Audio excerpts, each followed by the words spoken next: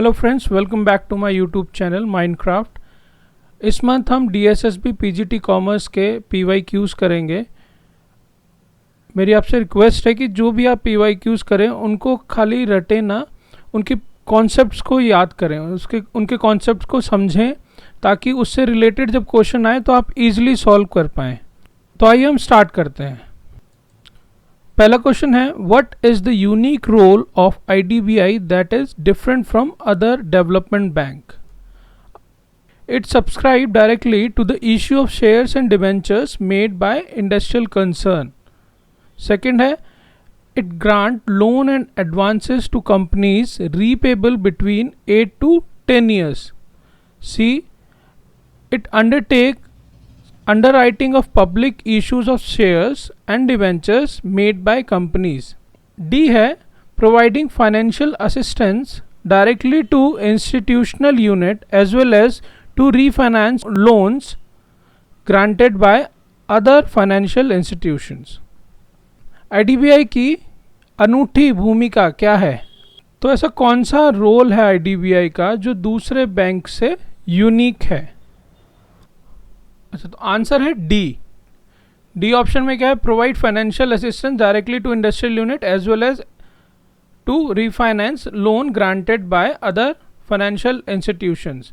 तो औद्योगिक इकाइयों के साथ साथ यह दूसरे संस्थानों के द्वारा दिए गए जो लोन हैं उनको भी रीफाइनेंस करता है और इंडस्ट्रियल यूनिट्स को फाइनेंशियल असिस्टेंस देता है। आइए इसके बारे में जानते हैं। IDBI बैंक 1964 में इस्टेब्लिश हुआ था। मेन फंक्शन था क्रेडिट देना और फाइनेंशियल फैसिलिटीज़ देना। किस पर्पस के लिए? इंडस्ट्रियल डेवलपमेंट के लिए, इंडिया में इंडस्ट्रियल डेवलपमेंट के लिए। पहले इसका नाम क्या था? Development finance institution. फिर ये कन्वर्ट हुआ IDBI में 2004 में और ये 2019 में प्राइवेट सेक्टर बैंक बन गया जब LIC ने इसके शेयर्स 51% परचेज कर लिए। इसका मेन फंक्शन क्या है? एक तो फाइनेंशियल असिस्टेंस देना इंडस्ट्रियल यूनिट्स को नए प्रोजेक्ट के लिए, एक्सपेंशन के लिए, मॉडर्नाइजेशन के लिए और डाइवर्सिफिकेशन के लिए। दूसरा, IDBI offers refinancing facilities to other financial institution, बाकी के भी फाइनेंशियल इंस्टीट्यूशंस को जैसे कि IFCI और SFCs, इनको रीफाइनेंस फैसिलिटीज़ देता है। Also participate in underwriting shares and bonds. Second है कि ये प्रमोशनल एक्टिविटीज़ और डेवलपमेंट एक्टिविटीज़ में भी हेल्प करता है। मार्केट सर्वे स्टडीज़ करता है ताकि अंडरस्टैंड कर सके इंडस्ट्रियल ग्रोथ कैसे होगी, the need of industries and contribution to their growth. Technical और एडमिनिस्ट्रेटिव असिस्टेंस भी प्रोवाइड करता है ताकि डेवलपमेंट हो सके और एक्सपेंशन हो सके। न्यू प्रोजेक्ट्स में भी हेल्प करता है। Coordination of financial institution, IDBI acts as coordinating body for other institutions engage in financing and promoting. जो भी इंस्टीट्यूशंस हैं जो फाइनेंस प्रोवाइड करते हैं इंडस्ट्री के डेवलपमेंट के लिए, engage in financing, promoting and developing industries in India, तो उनके साथ कोऑर्डिनेट करता है।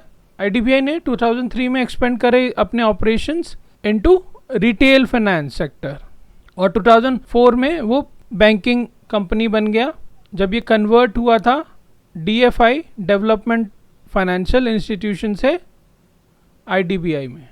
तो आपको याद रखना है कि IDBI अपेक्स डेवलपमेंट बैंक है, तो इसका मेजर रोल क्या है? Coordinate the activities of other development banks and term financing institutions in the capital market of the country. Second question है, dash is defined as the change in total cost as a result of change in the level of output और investment. पहला option है marginal cost, second opportunity cost, third incremental cost और marginal opportunity cost, D option. इसका answer है C क्यों है? अच्छा, difference समझना। मार्जिनल कॉस्ट क्या होता है? 1 more और 1 लेस यूनिट प्रोड्यूस करने पर जो एडिशनल कॉस्ट आती है ना, marginal cost equals to total cost n unit पर minus total cost n minus 1, उससे एक कम यूनिट। अपॉर्चुनिटी कॉस्ट क्या होती है? अपॉर्चुनिटी कॉस्ट होती है नेक्स्ट बेस्ट ऑल्टरनेटिव, किसी भी चीज़ का next best alternative. Incremental cost क्या होती है? अगर मैं आउटपुट ही चेंज कर रहा हूँ, इसमें तो मार्जिनल कॉस्ट में तो एक यूनिट है ना, 1 मोर यूनिट और 1 लेस यूनिट, पर टोटल जो इंक्रीमेंटल कॉस्ट में क्या आ जाएगा? अच्छा, मैं एग्जांपल के थ्रू आपको समझाता हूँ। तो इंक्रीमेंटल कॉस्ट में क्या आ जाएगा? सपोज मैं पहले 1000 यूनिट प्रोड्यूस कर रहा था, अब मैं 1100 यूनिट प्रोड्यूस कर रहा हूँ। पहले मैं 1000 यूनिट प्रोड्यूस कर रहा था, अब 1100 यूनिट प्रोड्यूस कर रहा हूँ, तो 100 यूनिट इंक्रीज हो गई, 100 यूनिट इंक्रीज हो गई। जब एक यूनिट इंक्रीज या डिक्रीज होती है, उससे जो कॉस्ट में चेंज आता है वो मार्जिनल कॉस्ट होता है।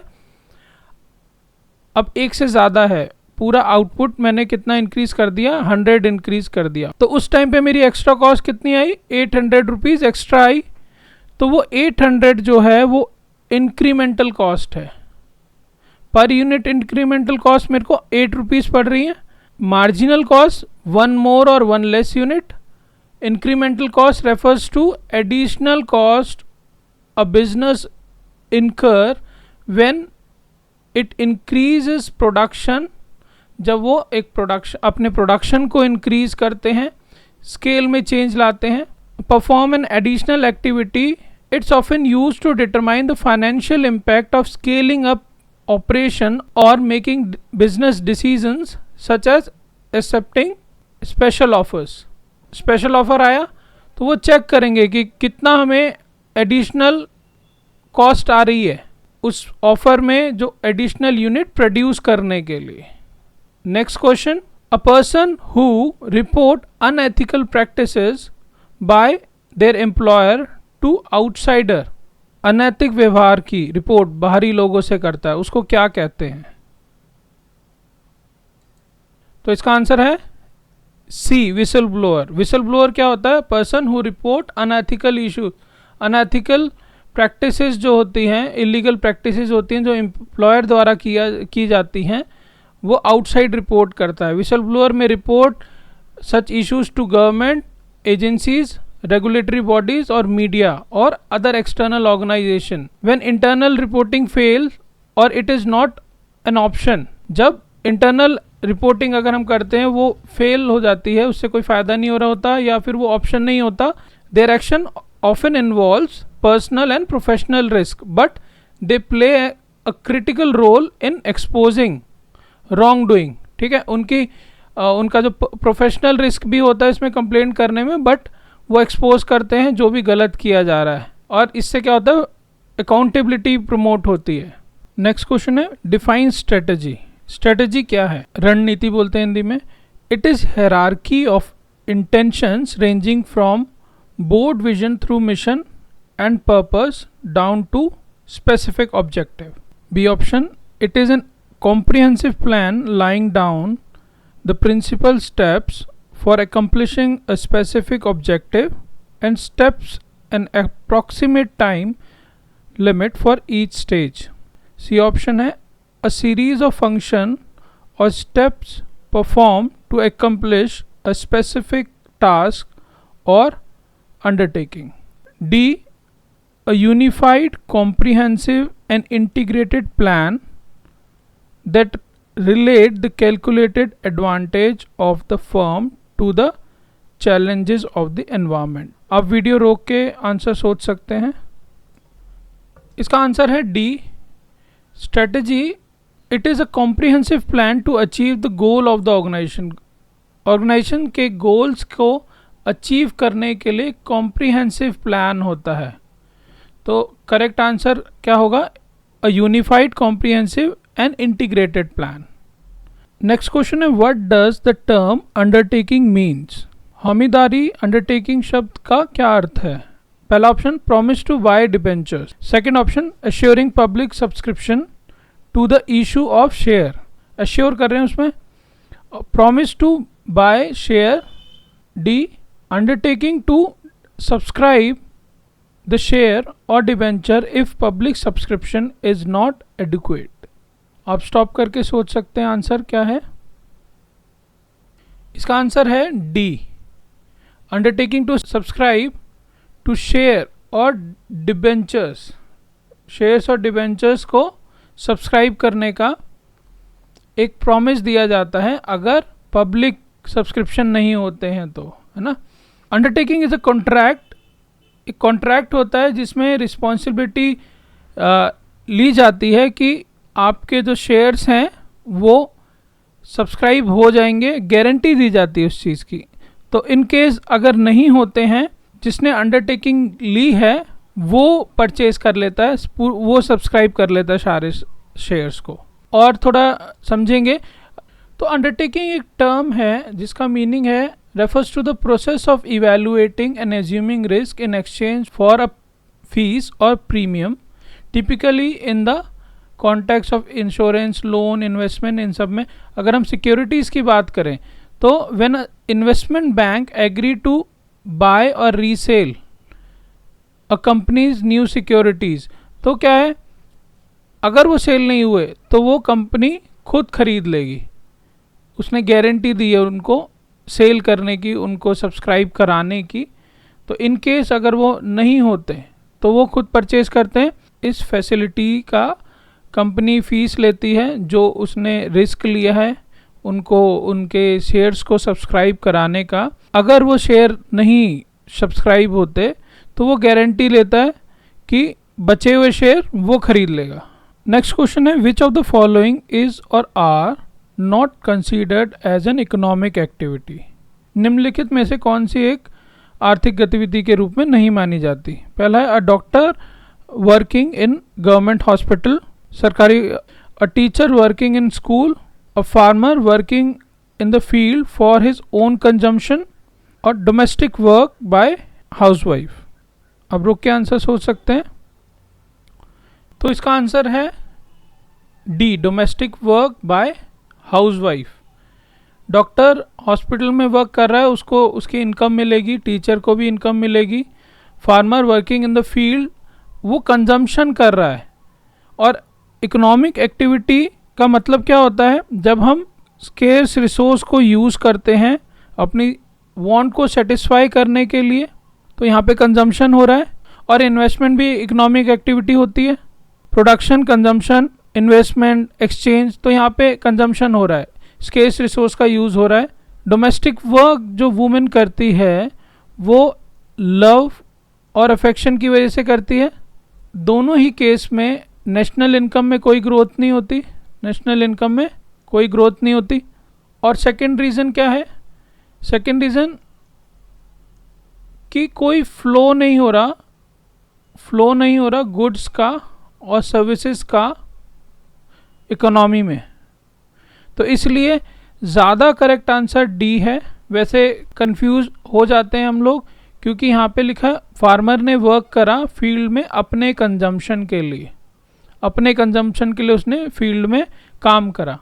बट इधर कंजम्पशन हो रहा है, उसने लिमिटेड रिसोर्सेज का यूज़ किया होगा अपनी वांट को सेटिस्फाई करने के लिए। नेक्स्ट क्वेश्चन है, a graph of frequency distribution depicting cumulative frequency is. पहला option ogive, second whiskers graph, C option histogram, D mix graph. आप वीडियो रोक के सोच सकते हैं। इसका आंसर है ogive curve. Ogive curve cumulative frequency graph होता है। It shows the cumulative frequency. ये दो टाइप का होता है, एक लेस देन ओजाइव, एक more than ogive. It help to determine median, percentile और स्टैटिस्टिकल वैल्यूज़।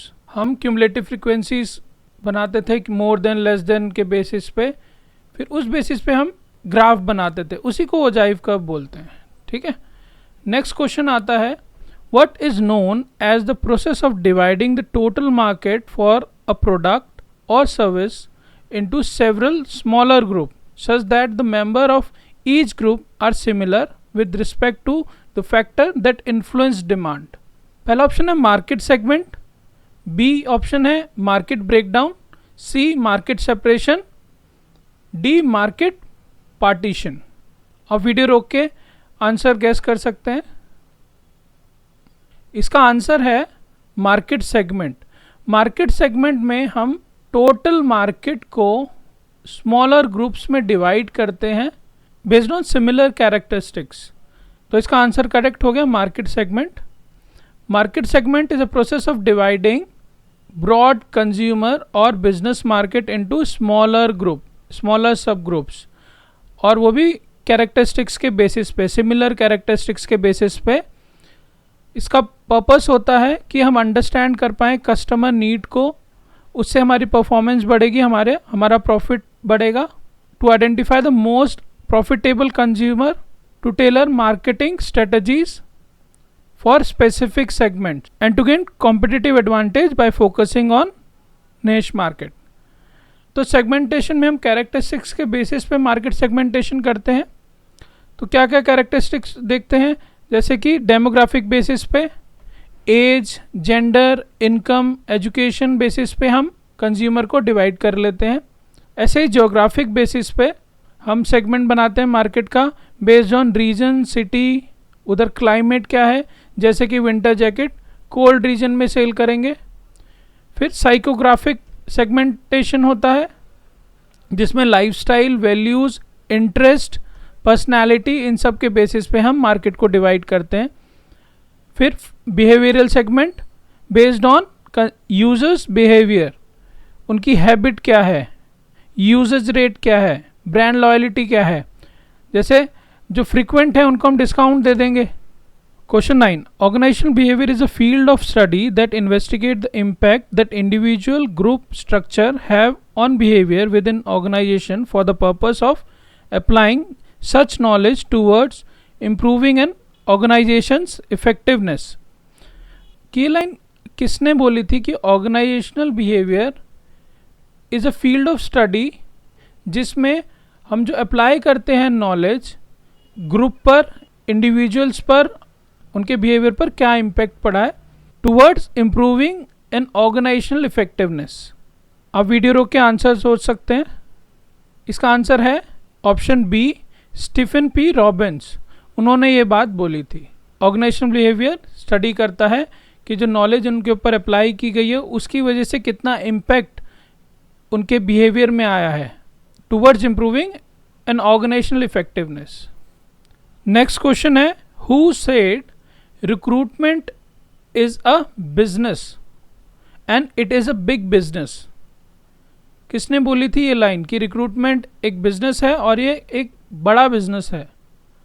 आप वीडियो रोक के आंसर सोच सकते हैं। इसका आंसर है डी, डेल योडर। तो उन्होंने ये बात बोली थी